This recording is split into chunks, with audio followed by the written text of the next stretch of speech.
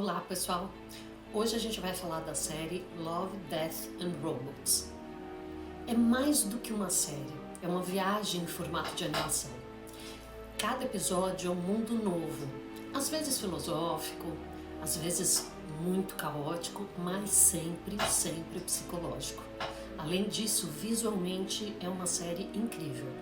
Fala de amor, love, death, morte e tecnologia. Mas no fundo é uma série que fala da gente, de como a gente tenta ser perfeito, como são as máquinas, e acaba mais humano do que nunca.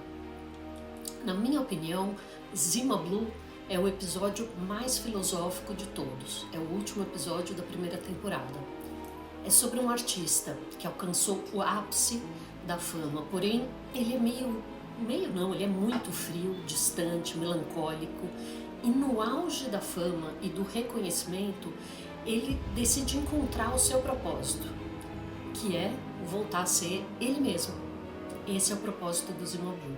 E eu explico. O Zima, ele era celebrado por todas as obras monumentais e maravilhosas que ele fazia. Fazia murais que pareciam tocar o infinito. Ele é reconhecido e celebrado por todos. Mas ele se sente sozinho e sem propósito, até que ele decide revelar quem ele realmente é. Nessa revelação, a gente descobre que antes do Zima Blue ser essa celebridade muito admirada pelo talento artístico que ele tinha, ele era uma máquina programada para limpar a piscina, uma piscina azul. Daí vem o nome Blue do nome Zima Blue. E é para essa piscina que ele retorna, para o que ele sempre foi. E não é por nostalgia, não é por melancolia, mas é por lucidez. A gente começa a ver essa viagem interna pelas memórias do Zima Blue, pela história que ele guardava em si mesmo, a história dele, daquilo que ele sempre foi. E assim como o Zima Blue, cada um de nós carrega também esses registros que formam o que somos, nossas memórias e nossas experiências. Tem uma estrutura no nosso cérebro chamada hipocampo. É como se ele fosse um armazenador de memórias. E tem outra estrutura chamada amígdala cerebral, que é como se desse cor, como se pintasse essas memórias, que são as nossas emoções. Então vai transformando em lembranças tudo isso, que podem ser boas e podem ser ruins. E no final, finalmente, a gente tem um córtex pré-frontal que integra tudo isso, que possibilita a gente de dizer eu sou, que é a nossa identidade, o nosso conjunto de memórias e experiências. Por isso o retorno do Zima Blue não é uma regressão, é um avanço. Ele deixa para trás tudo que foi construído para agradar e satisfazer o mundo, e ele mergulha em si mesmo. Aliás, essa cena do mergulho é uma das coisas mais lindas que eu já assisti, e toda vez que eu revejo eu me emociono muito.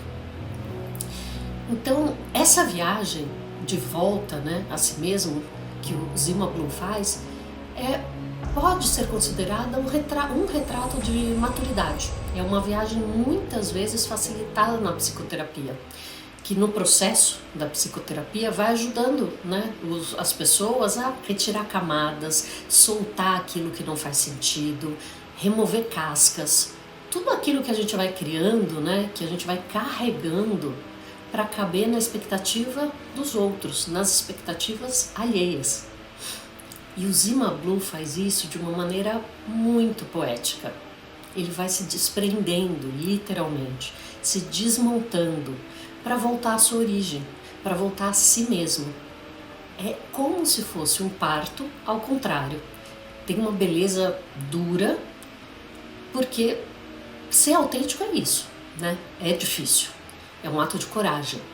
Hoje em dia, as redes sociais possibilitaram a criação de um fenômeno que é alimentado por todos nós, por cada um de nós, chamado influencers. Nós hoje consumimos pessoas como produtos e não como seres com história. Nós seguimos essas pessoas, nós aprovamos essas pessoas, nós reprovamos essas pessoas, nós cancelamos pessoas como se elas fossem coisas.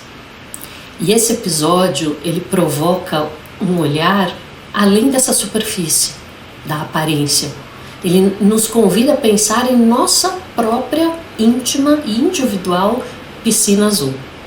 A origem, o nosso conjunto de experiências, de memórias, que somados nos define, dizem quem nós somos. E você? Você está preparado para mergulhar na sua piscina azul? Me conta aqui nos comentários.